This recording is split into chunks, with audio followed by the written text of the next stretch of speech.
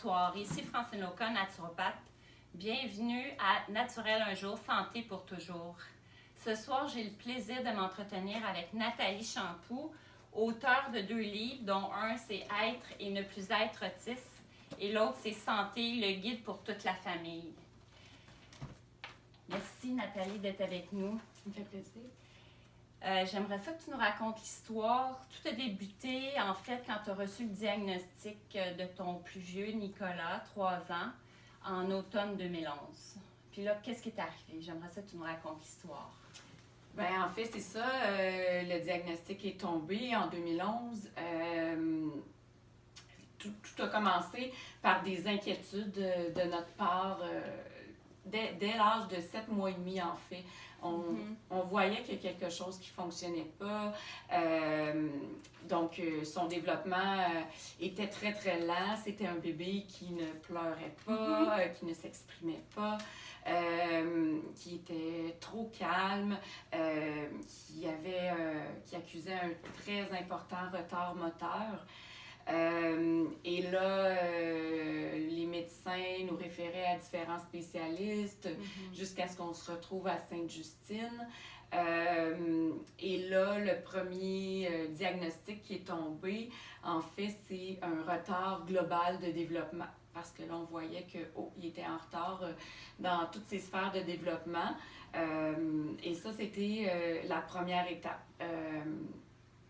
C'est vrai, j'ai oublié de mentionner, il a reçu aussi un diagnostic d'hypotonie. C'est-à-dire qu'il n'y avait aucun tonus dans son corps. Donc, tout jeune bébé, il ne se mettait pas du tout à plat ventre. Donc, ça, c'est une position que tous les bébés prennent de façon innée. Mais lui, jamais il se mettait sur le ventre. Et si on le déposait dans cette position-là, il fallait tout de suite le changer de position, il n'était pas bien, il pleurait et tout. Donc, je pouvais le prendre dans mes bras, puis je pouvais bouger sa main d'un côté de l'autre. Il n'y avait pas de problème, ça pliait, c'était comme une poupée de chiffon, donc il ne se tenait pas du tout. Et, ça, c'est toujours à l'automne? Non, ça, c'est rendu... avant. C'est avant. Avant. Quand il était bébé. Quand il a évolué, quand on a cherché à comprendre qu'est-ce qui se passait, qu'il se promenait de spécialiste en spécialiste jusqu'au diagnostic d'hypotonie, puis de retard global de développement. Donc ça, c'était les premières étapes, nos premières inquiétudes. Puis quand il a eu 3 ans, c'est là qu'il s'est fait évaluer pour voir s'il n'y avait pas autre chose que ça. Parce que les retards perduraient, parce qu'il était déjà en thérapie, physiothérapie qui était toutes les semaines. Et c'est là que le diagnostic d'autisme est tombé. Bon, c'est ça. Ça, c'est en septembre à peu près. Oui. Puis après ça, il y a eu, j'imagine, plusieurs choses pour arriver jusqu'à ce moment-là, c'est en novembre. Je crois que tu as tapé 2 mois à l'ordinateur. Autiste et guéri, puis pourtant, tu avais toujours dit que c'était irréversible. Pourquoi tu as tapé ça, puis qu'est-ce qui t'est venu? En fait, c'est que quand j'ai reçu le diagnostic, moi, j'ai posé une question à travers mes larmes. J'ai dit, est-ce que je peux faire quelque chose pour améliorer le bien-être de mes garçons? Parce que mon second fils a reçu pour sa part une hypothèse d'autisme. Donc, il n'a pas reçu le diagnostic officiel parce qu'il n'avait pas encore ses 18 mois et on ne peut pas poser le diagnostic avant ça. Par contre, il avait une hypothèse. Moi, dans mon cœur de mère, c'était plus qu'une hypothèse. J'étais convaincue qu'il était autiste puisque je voyais toutes les mêmes choses se répéter. Et même au-delà, parce que mon deuxième garçon, Olivier, passait ses journées assis par terre à regarder la lumière au plafond en battant des bras, ce qu'on appelle du flapping en anglais. Donc, c'est tout ce qu'il faisait. Il ne nous regardait jamais. Il ne répondait pas à l'appel de son prénom. Il était complètement absent. Il ne jouait avec rien. Il ne souriait pas. Il ne babillait pas. Donc, c'était une hypothèse, mais moi, je voyais bien que j'avais 2 enfants qui s'alignaient pour le même diagnostic. Fait que ce soir-là, à 11h, c'est ça? Avant, j'ai posé la question à une psychologue qui était présente lors de l'évaluation. J'ai dit, est-ce que je peux faire quelque chose pour améliorer le bien-être de mes garçons? Et tout le monde sur place a été unanime. On m'a répondu non, madame, l'autisme est irréversible. Donc, ce jour-là, je venais de recevoir, autrement dit, une condamnation. Je pouvais rien faire, il n'y avait pas de solution et ainsi serait ma vie. J'étais déjà en thérapie avec les 2 garçons plusieurs fois par semaine. Donc, on avait la physiothérapie, l'orthophonie, l'ergothérapie, les plans d'intervention, c'était déjà très, très, très lourd. Et moi, moins de 2 mois après avoir reçu le diagnostic, je réalisais que je parvenais pas à enclencher mon processus de deuil, je parvenais pas à accepter que mes fils soient condamnés, entre guillemets. Et il y a eu quelque chose que je peux pas m'expliquer, plus fort que moi, qu'on pourrait appeler l'intuition. Donc, j'ai écouté ma petite voix intérieure et c'est ce qui m'a amené à taper dans un moteur de recherche guérir et autisme. Et c'est là que ma vie a pris un tout autre tournant. Et là, j'ai découvert quelque chose. J'ai découvert une piste d'espoir. J'ai découvert le témoignage d'une mère américaine qui prétendait avoir réussi à renverser le diagnostic d'autisme de son fils en modifiant son alimentation de 1 et de 2 en suivant une approche qu'elle appelait l'approche biomédicale. Donc, moi, je me suis dit, comment la mère d'un enfant autiste qui est débordé, qui en a par-dessus la tête, comment elle pourrait écrire un témoignage comme celui-là, qui était relativement long. Prendre du temps pour ça. Comment elle pourrait avoir du temps à perdre pour écrire ça, pour donner du faux espoir aux gens, si c'était faux. La dame n'avait rien à vendre. Vraiment, je me disais, mais il y a quelque chose là et... Fait que tu as décidé de commander son livre. Elle n'avait rien à vendre, elle n'avait pas de livre, elle n'avait rien. Elle faisait juste un témoignage qu'elle a lancé comme une bouteille à la mer sur Internet. Puis moi, je l'ai attrapé. Et je me suis dit, le lendemain, je me suis couchée là, vraiment très, très ébranlée par ça. Et le lendemain matin, et pendant les 3 semaines qui ont suivi, je me suis lancée dans des recherches très intenses. Et je ne faisais que ça, du matin au soir. Je fouillais, je cherchais.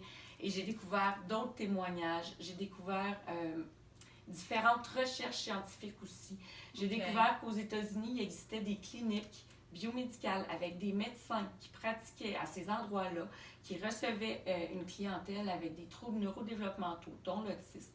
Et là, je me suis dit, ça se peut pas, là. Ça peut pas être tout faux quand je trouve autant d'informations sur le sujet.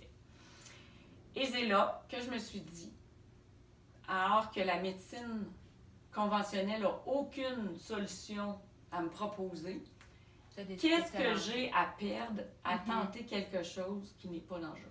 Et c'est là que mon autre histoire a commencé. Fait que là, principalement, ça t'a amené à changer quoi principalement en lisant ça? C'était quoi la mère qui disait? Bien, en fait, américaine? c'est ce qui est important de comprendre, c'est que ce que j'ai fait, c'est pas une chose. J'ai suivi une approche globale, donc vraiment plusieurs choses, puis c'est tout ça ensemble qui m'a donné les résultats que j'ai obtenus. La première chose que j'ai fait, le premier changement, c'était un changement d'alimentation.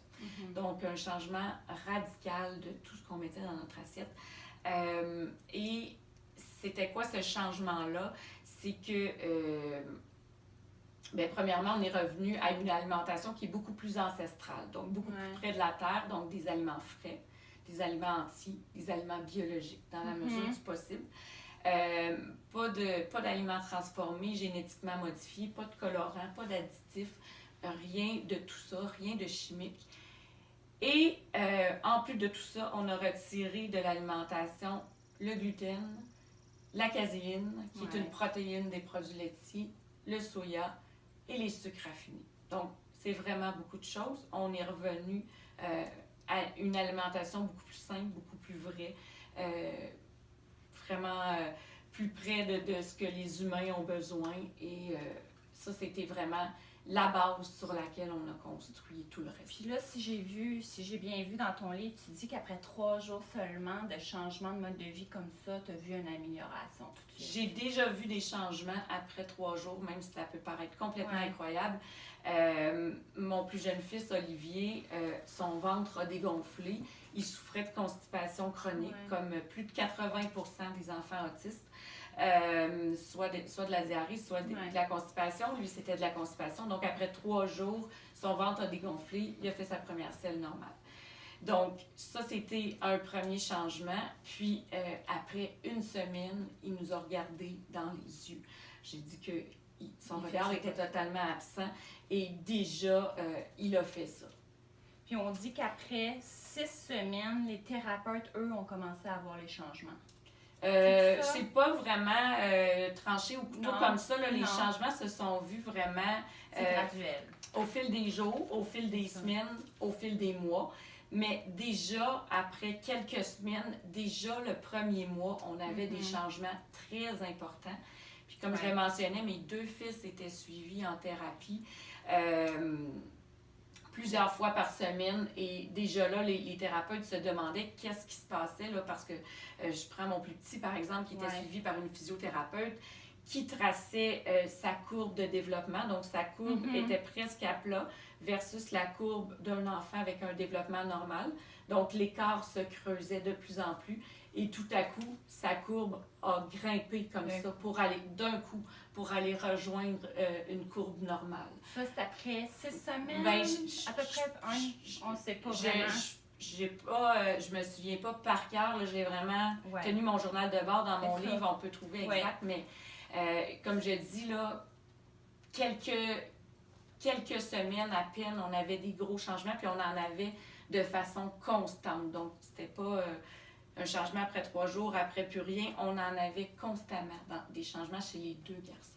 Fait qu'en priorité, qu'est-ce qu'on peut dire vraiment qui a marqué? C'est-tu vraiment les produits laitiers, le gluten? Il n'y a pas une chose, c'est l'ensemble. C'est l'ensemble de tout qui a fait ça. Oui. OK. Puis pourquoi le gluten? On parle souvent de ça. Pourquoi le gluten? Pourquoi les produits laitiers? Bon, si on y va avec les produits laitiers, la première chose qui est bonne de se rappeler, c'est que le lait de la vache a été introduit dans l'alimentation il n'y a pas si longtemps que ça.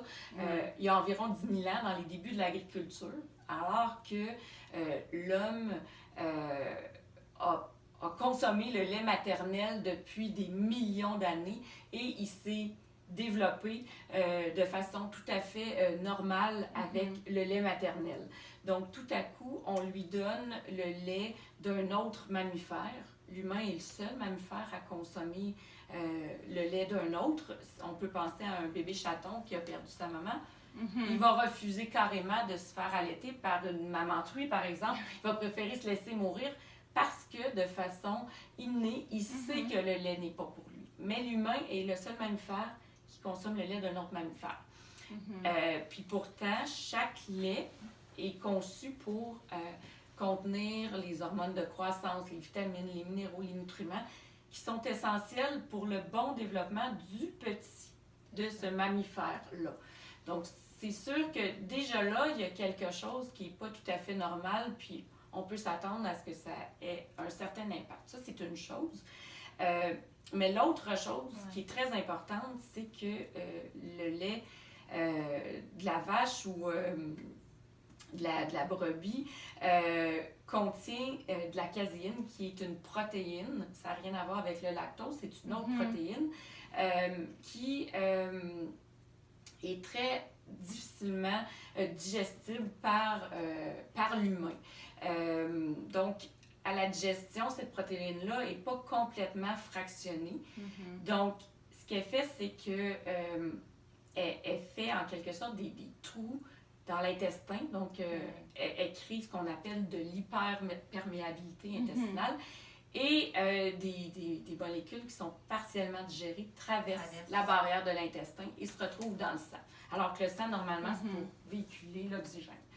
Donc, de façon très, très résumée, c'est le problème avec les produits laitiers. Puis, on peut ajouter le fait que le lait est aujourd'hui homogénéisé, pasteurisé, donc chauffé à haute température, il perd ses précieuses enzymes qui aideraient à le digérer. Donc, il y a une multitude de problèmes. Puis le gluten, ça s'apparente à ça aussi. Le gluten, ça contient de la gliadine A, qui est une molécule qui s'apparente très, très fortement à la caséine. Donc, ça a aussi le pouvoir de perforer la paroi de l'intestin, une chose. Puis, deuxième chose, ben, il y a une quarantaine d'années, le blé a été génétiquement modifié.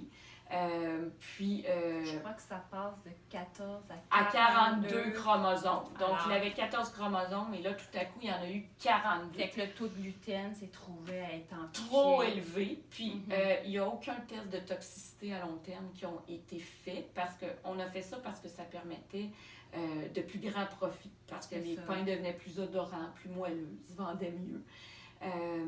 Donc, on n'a pas fait de test de toxicité à long terme. Puis pourtant, chez l'humain, on sait que l'ajout d'un seul chromosome, ça peut mener à, par exemple, à la trisomie 21. Ouais. Mais là, on se permet de manipuler le blé comme on se permet de manipuler les aliments depuis une quarantaine d'années pour des questions de profit, mais sans souci de ce que ça fait sur la santé humaine. C'est ça. Fait que je crois que de toute façon, c'est résumé dans ton livre aussi. Si vous voulez savoir plus, là, elle a résumé dans son livre « Santé, le guide pour toute la famille ». C'est beaucoup plus en détail. Puis, en fait, concrètement, avec tes enfants autistes, la paroi, c'est ça. C'est que la protéine va altérer au niveau des neurotransmetteurs. En fait, la première étape, c'est que la protéine va altérer la paroi de l'intestin. Des molécules partiellement digérées se retrouvent dans le plasma sanguin. Et là, ça peut faire la même chose au niveau de la barrière hémato-encéphalique, la barrière du cerveau. Donc, ça traverse, et qu'est-ce que ça fait au niveau du cerveau? Ça va créer de l'inflammation et ça engendre toute une cascade de symptômes et de problématiques neurodéveloppementales. Puis là, on dit qu'en 20 ans, 600% d'augmentation en Amérique du Nord. Oui. On dit un enfant sur 68 est touché et le taux de prévalence est de 1 garçon sur 42. Oui, atteint d'autisme, c'est vraiment énorme. Crois-tu que ça va continuer d'augmenter? Ça ne cesse d'augmenter.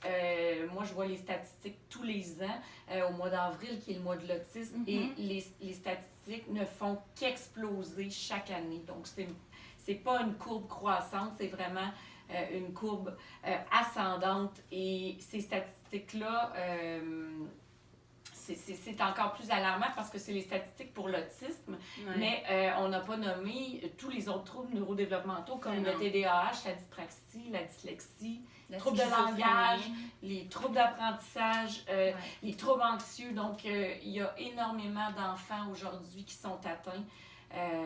Les classes sont remplies alors que moi, quand j'étais petite, il y avait un enfant dans ma classe qu'on disait que c'était le tannant ou un autre qui était bizarre, là, mais ça s'arrêtait là. Mais aujourd'hui, dans une classe, c'est fou le nombre d'enfants qui ont un diagnostic. Qu'est-ce que tu crois de la médecine conventionnelle d'aujourd'hui, la cause par rapport à la cause? Bien, en fait, ce que je trouve dommage, c'est que la médecine conventionnelle va tenter d'aller travailler sur des symptômes. Donc, on donne un médicament pour atténuer un symptôme, mais on a un autre médicament qui donne des effets secondaires, mais on travaille uniquement sur le symptôme parce que le jour où on cesse de prendre le médicament, la problématique est toujours là. On n'a rien réglé. Donc, moi, ce à quoi je m'intéresse, c'est le sujet que je fouille abondamment dans mon livre Santé, c'est l'importance de trouver la cause ou les causes de nos troubles ou de nos maladies. On peut vraiment élargir ça parce que même le cancer, une personne sur deux en 2018, c'est énorme, ça ne fonctionne pas, il s'est passé quelque chose. Donc, moi, je me suis questionnée sur les causes. Et on met tout sur le dos de la génétique. C'est la génétique, on ne peut rien faire. C'est la fatalité, on va prendre notre petite pilule, puis on continue comme ça. Sauf que, oui, la génétique a son rôle à jouer, mais sa part, et c'est maintenant prouvé dans plein d'études, sa part est plutôt faible versus ce qui m'interpelle moi, qui sont les facteurs épigénétiques. C'est quoi l'épigénétique? C'est une branche de la biologie qui s'intéresse à la façon dont nos gènes sont altérés par des facteurs environnementaux. Donc, facteurs environnementaux, on peut parler d'alimentation, on peut parler de pollution, d'insecticides, de pesticides, de métaux lourds, de la qualité de l'eau, de l'air. On peut parler de facteurs pharmacologiques, donc des doses massives et répétées d'antibiotiques qui viennent détruire la flore de l'intestin. Les aliments transformés. Oui, ça c'est dans l'alimentation, tout ça. Donc, les facteurs épigénétiques, c'est vraiment ça le gros du problème. Puis la bonne nouvelle par rapport à l'épigénétique versus la génétique, on ne peut rien y faire. Mais l'épigénétique, c'est qu'on peut aussi aller travailler sur les causes pour ne pas que les gènes s'activent, donc, ou renverser la vapeur. Donc moi, dans ma démarche, je suis vraiment allée travailler sur des facteurs épigénétiques. Je pense que tu as eu de l'aide d'un naturopathe aussi. Est-ce que c'est comme ça que tu es allée chercher l'aide? Bien, en fait, moi, j'ai débuté par moi-même, au départ, le changement alimentaire. Mais, comme je l'avais lu dans mes recherches, il était vraiment question d'une approche globale, d'une approche biomédicale. Alors, à ce niveau-là, j'ai voulu me faire accompagner par une professionnelle compétente qui nous a accompagnés. Donc, on a eu une naturopathe agréée qui a fait l'approche biomédicale avec nous. Donc là, non seulement on peaufinait l'alimentation, mais on allait plus loin, c'est-à-dire qu'on allait traiter le fameux microbiote. Donc, on est vraiment allé intervenir au niveau de l'intestin. On est allé... Est-ce que tu le décris dans ton livre, ça? Ou... Oui, ben en fait, je décris chacune des étapes qu'on a travaillées, mais en gros, au niveau de l'intestin, on est allé faire le ménage, donc on est allé identifier tous les virus, les bactéries, les parasites, le candida albicans. On est allé traiter ça avec des plantes essentiellement. On est allé réensemencer avec des bonnes bactéries. On a supplémenté parce qu'un intestin qui est abîmé n'est plus en mesure de bien assimiler. Tu as beau lui donner la meilleure alimentation du monde, si l'intestin a été très inflammé, très poreux, plein de pathogènes, ben, il ne pouvait plus rien absorber. Donc, il a fallu aller les supplémenter également. Je veux juste, pas t'interrompre, là, juste, vous pouvez aller sur mon site web francineloca.com. J'ai mis dans le blog le microbiote intestinal, j'imagine que tu en parles aussi, qui a passé le 27 septembre 2015, qui résume, qui est en lien avec ça. On parle du microbiote dans ce documentaire-là, puis on aborde même l'autisme. Donc, on parle... alors, c'est pas que moi qui apporte tout ça, parce que les preuves sont très, très nombreuses aujourd'hui. Puis... Fait que dans le fond, aujourd'hui, c'est un message d'espoir. Hein? On ne dit pas que tous les enfants qui vont changer leur mode de vie, les parents qui vont avoir une rémission. C'est pas ça qu'on dit, mais que ça peut aider. C'est un message d'espoir qu'on lance. C'est ça. Moi, c'est un message d'espoir. C'est mon témoignage. C'est un témoignage que je fais. C'est l'histoire de ma famille. Mais ce que je dis, c'est que quand on est face à un diagnostic comme ça ou à n'importe quel autre problème de santé, puis que la médecine n'a pas de solution à nous proposer, ben ça vaut au moins la peine d'essayer, de tenter quelque chose. Ça vaut également la peine de faire ses propres recherches. Parce qu'on est habitué dans notre société à écouter certaines personnes en pensant qu'ils détiennent la vérité. Mais on ne se fait pas confiance. On ne fait pas confiance à notre intuition. Pourtant, c'est la clé. C'est la clé de mon histoire. Donc, se faire confiance, faire ses propres recherches. Et finalement, découvrir aussi que, oui, c'est mon histoire. J'ai lancé le premier livre en 2015 au Québec. J'avais l'air d'être toute seule à raconter ça, mais aujourd'hui, 3 ans plus tard, j'ai une page Facebook, il y a plus de 5500 personnes sur ma page et je reçois tous les jours des témoignages de familles qui veulent me remercier et qui me racontent comment leurs enfants se transforment. Il y a plein de témoignages aussi dans mon livre, donc ce n'est pas que moi. Il y a plein de gens en ce moment qui témoignent de réussite. Mais ça n'a pas toujours été facile. il y a eu du travail. Ouais. Je vais juste vous lire une citation que je voulais vous lire au début. Là, en fait, je vous la lis. C'est au début de son livre. Ça m'a inspiré beaucoup. Je vous la lis. Toute vérité franchit 3 étapes. D'abord, elle est ridiculisée. Ensuite, elle subit une forte opposition. Puis, elle est considérée comme ayant toujours été une évidence. J'ai trouvé ça tellement inspirant que je voulais vous la lire. Puis c'est tellement vrai, hein, dans toutes choses qu'on aborde. Alors, je voulais aborder aussi, on dit que 90% des parents qui ont des enfants autistes se séparent. Est-ce que tu as quelque chose, toi, je sais que tu es en couple encore, hein? Est-ce que tu veux me dire ton témoignage là-dessus? Qu'est-ce que le message d'espoir que tu as aux parents à dire? Bien, en fait, ça se comprend très, très bien. Je suis passée par là. C'est extrêmement difficile. Tu sais, juste avoir un enfant autiste, c'est vraiment très, très exigeant, très difficile. Dans mon cas, ça s'alignait pour être 2 enfants autistes. Donc, j'étais en thérapie 4 jours par semaine avec eux. J'avais plus de travail parce qu'il n'y a aucun employeur qui voulait me prendre une journée par semaine. Je dormais pas la nuit parce que mes enfants se réveillaient toutes les nuits, sans exception, en hurlant.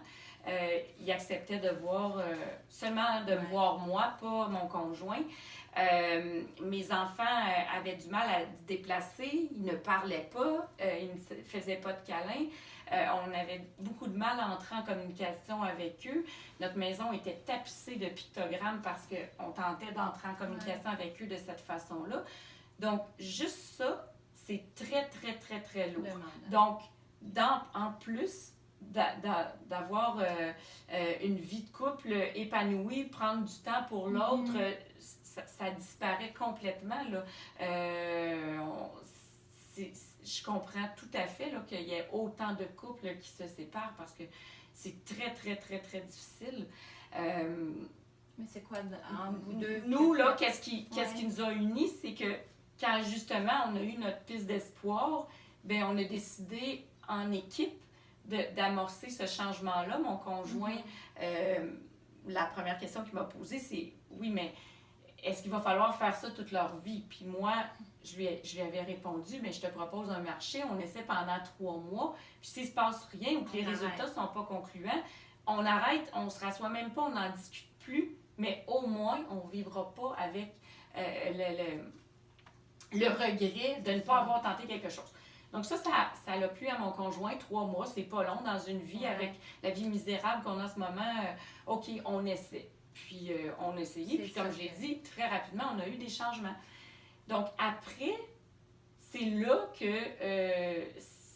le couple s'est ressoudé et que on travaillait dans un but commun, on voyait nos enfants renaître. Puis nos enfants, c'est le plus beau cadeau qu'on peut pas avoir dans la vie. Donc, ils sont là pour nous apprendre des choses. Ce sont nos enseignants. Donc, moi, je dis que mes enfants, j'ai pas guéri mes enfants, c'est mes enfants m'ont guéri. Parce que moi, ça m'a complètement transformée comme femme, comme mère, comme personne. Donc, aujourd'hui, oui, je suis en couple, puis on a une famille qui est très, très épanouie, qui s'est épanouie à travers l'épreuve et qui s'est tenue et c'est ce qui fait notre force aujourd'hui. Puis c'est comme ça qu'on est capable d'aider d'autres familles aussi. Si on vient juste en arrière un petit peu, on a dit qu'il y avait eu des améliorations en mode de vie et tout ça. Je crois qu'ils ont fermé leur dossier au niveau médical. En fait, c'est ça. Comme j'ai mentionné, là, des améliorations, on en avait constamment, jours, semaines, mois. Mes enfants se transformaient. Puis, j'ai mentionné qu'ils étaient suivis en physiothérapie, ergothérapie, orthophonie, toutes les semaines. Tu as toutes les preuves de ça. Là, oui, il y a des dossiers qui appuient tout ça. Et là, en fait, ce qui est drôle, c'est que nous, on a commencé à la fin du mois de novembre et au mois de décembre, c'était la période des fêtes. Et là, j'étais vraiment au bord de l'épuisement. Sans doute que je faisais une dépression, je n'en pouvais plus.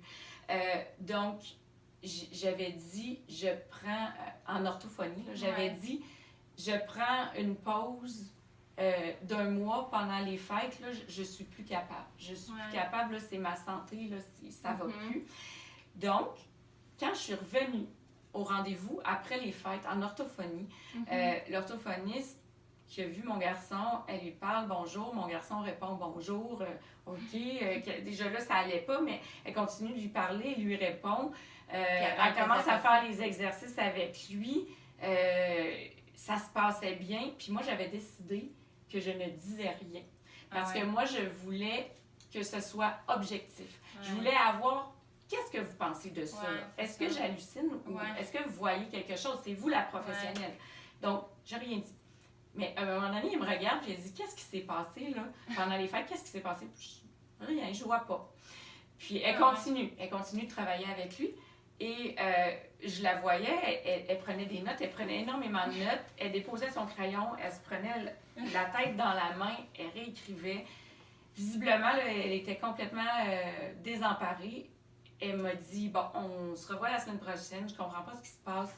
Je dois parler à l'équipe d'orthophonistes. Elle était ébranlée. Elle était très ébranlée. Ça, c'est en quelques mois, là. Ah ouais, à peine, là. Ça, c'était... 6 semaines ou à peine? Oui, à peu près, là... à peu près 5 à 6 semaines, oui. Puis là, c'était 2 enfants, c'est lequel? Ça, c'était le plus vieux. Ça, c'était le plus vieux. Qui avait 3 ans. Oui, qui n'était pas du tout capable de faire de phrases de 2 mots. Puis là, ça a explosé. Et là, elle me revoit la semaine suivante et elle me dit, j'ai parlé avec l'équipe d'orthophonistes, il y a quelque chose qui ne fonctionne pas, ça peut pas tout à coup du jour au lendemain. Parce que même dans le précédent rapport qui datait de l'automne, les orthophonistes avaient même l'hypothèse que mon fils avait un trouble de langage. Donc, un trouble versus un retard de langage, c'est qu'un trouble, c'est permanent. Donc, elle croyait que mon fils ne parlerait jamais ou que s'il parle un jour, il n'y a que nous, ses parents, qui pourraient le comprendre. Donc, ça, c'était une hypothèse. C'était pas encore réel là, qu'il y avait un trouble de langage, mais il y avait, parce qu'au départ, c'était un retard de langage qui était indiqué. Et là, elle me dit, quand elle me voit la semaine suivante, ben, on va devoir réévaluer votre fils. Normalement, une évaluation, ça se fait 8 mois ou aux années. Là, il vient à peine, il y a quelques mois, d'être évalué. Mais on n'a pas le choix parce que ça concorde plus. Je dis, ben, pas de problème. Alors, il décide de lui repasser l'évaluation. C'est une évaluation de 4 heures. Donc, ça se fait sur 4 semaines, 4 périodes d'1 heure. C'est une évaluation qui est normalisée à l'international. Donc, c'est pas un petit test maison du centre de réadaptation. C'est vraiment le même test qui est utilisé. Donc, mon fils fait ce test-là. Puis, pendant ce temps-là, il continuait, lui, de progresser. On continuait dans notre approche. Et au terme des 4 semaines, elle me convoque avec la directrice du centre de réadaptation pour me dire ben, votre fils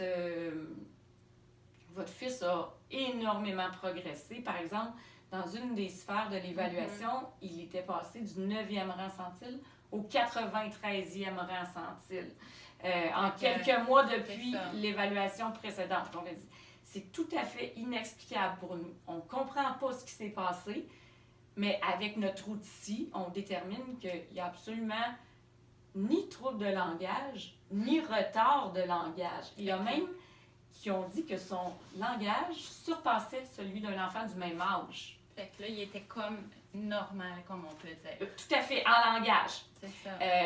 Et là, elle me dit, madame, j'imagine que vous allez comprendre qu'on ferme le dossier. Donc, j'ai eu une autre rencontre avec la direction et tout pour signer les papiers comme quoi on fermait le dossier. Ça, c'est en quel mois, là? Ça, je me souviens pas, on est en quel mois. Non, on n'est pas en 2013, on est en 2012. On est ça fait février 2012, si je ne me trompe pas.